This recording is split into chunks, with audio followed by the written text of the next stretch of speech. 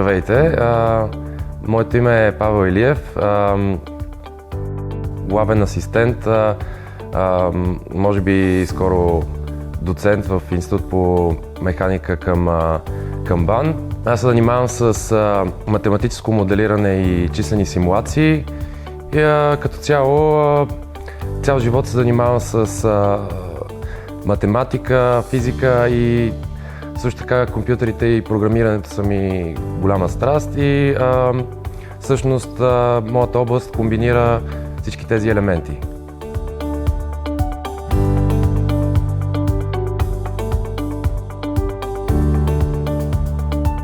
Моят проект може да се обясни много просто, защото е и много прост. Аз се занимавам с изследването на нещо като батерии за топлинна енергия, които са всъщност представляват един резервоар пълен с камъни или някакви други насипни частици или материали, които се нагряват и държат топло. Аз се занимавам с математическото моделиране и численото изследване на такива системи. Въпросите, които се опитваме да адресираме, значи основното е, опитваме се да подобрим тази технология, така че да бъде по-устойчива и по-достъпна.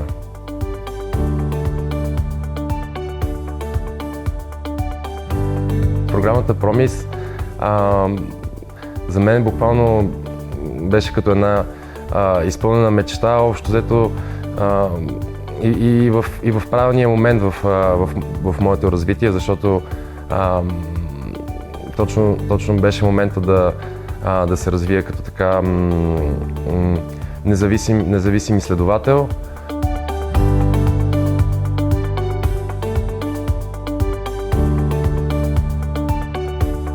Програмата PROMIS в България е без прецедент и дава една невероятна възможност за научно развитие.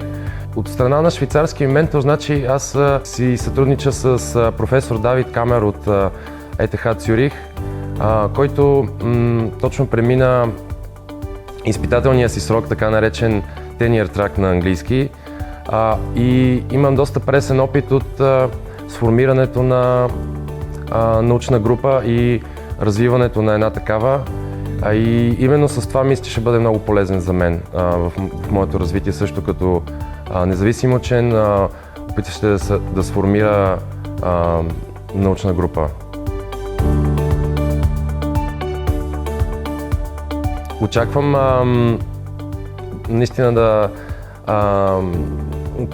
технологиите, които изследвам, да претърпят едно голямо развитие, с което се надявам, че и аз ще мога да подпомогна, и надявам се наистина да се върви в посока да бъдат използвани тези технологии в България.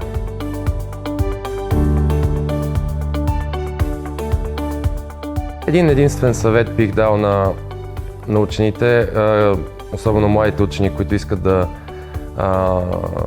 вървят в подобен път. Това е да си намерят някакъв проблем, с който да се занимават. И другото най-важно нещо е да не се отказват и да си следват пътя. Разбира се, за мен първата асоциация, която идва, е университета ETH Цюрих, или на български Швейцарския федерален технологичен институт Цюрих.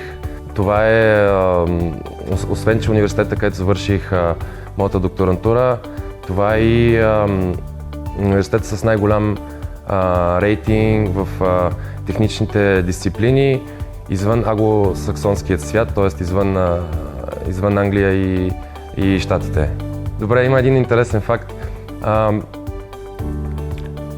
Един известен факт за този университет е, че едно от най-големите имена в науката, Алберт Айнщайн, това е и неговото алма матер.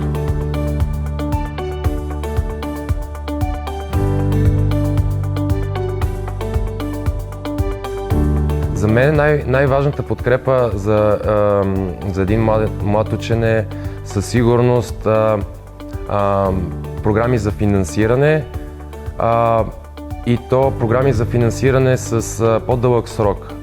Ето както, например, програмата Промис е за приблизително 5 години. За 1 или 2 години трудно може да се направи наука и да се развие един проект. Освен това, кое би мотивирало и подпомогнало младите учени, мисля, че сформирането на една общност от млади учени в България, защото има такива. И като цяло нещо дребно, може би от към подпомагане с чисто административни неща, защото в България това е малко така остаряло.